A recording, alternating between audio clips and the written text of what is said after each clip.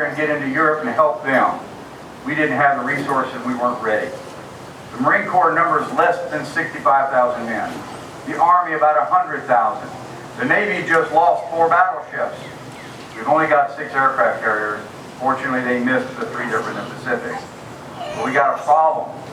3 days later, Germany declared war on us. That means that we're going to fight a 2-front war. We're going to do something that all our war planners tell us not to do.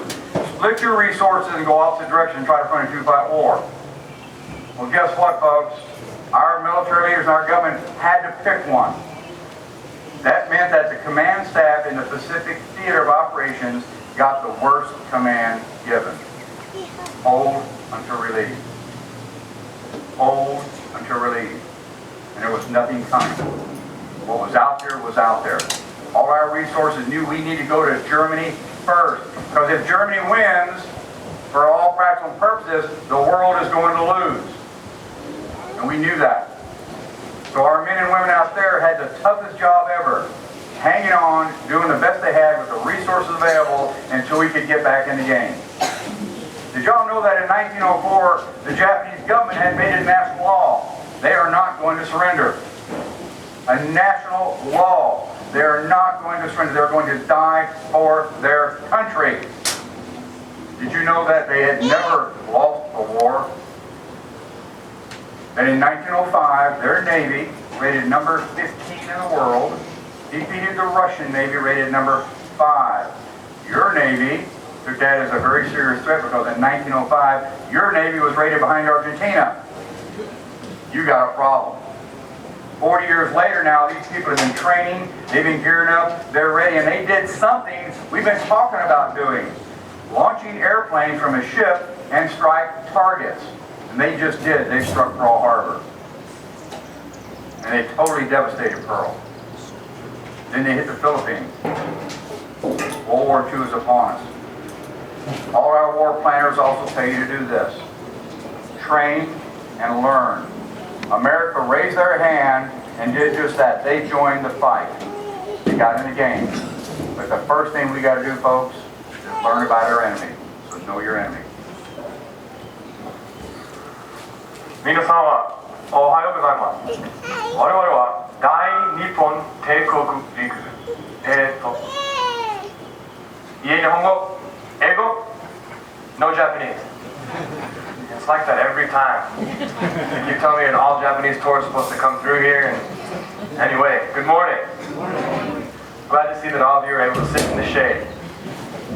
I'd like to take you on a journey through history, back to understand on a deeper level the origins of modern Japan and its military, as well as the history leading up to World War II and the relationship between Japan and the Western powers, particularly the United States. And to do that, we need to go further back than 1941, all the way to 1853, when United States Admiral named Commodore Perry sailed with a fleet of the most modern gunboats the United States had to offer into Tokyo Bay. And there, he threatened the shogun and the emperor, leaders of a feudal, united Japan, with destruction and unmitigated warfare if a trade agreement wasn't signed exclusively between Japan and the United States. This show of force both intimidated and impressed the Japanese. For the first time in 200 years, the borders of Japan were open to the outside world. Upon entering the world stage, they realized that to avoid the fate of their neighbors, that is, to avoid becoming a colony of another Western nation, they needed to do 2 things very quickly: modernize their military and expand their economy to compete on a global level. And in a short number of years, this was accomplished by sending the best and brightest advisors and students of Japan to military academies and universities around the world, bringing back the best of the West, as it were, to the newly awakened country. In the 1880s, the Japanese army, dressed in modern combat uniforms, using cannons and rifles rather than bows, arrows, spears, and swords, assisted the British in quelling the Boxer Rebellion in China. The technology was impressive and proven.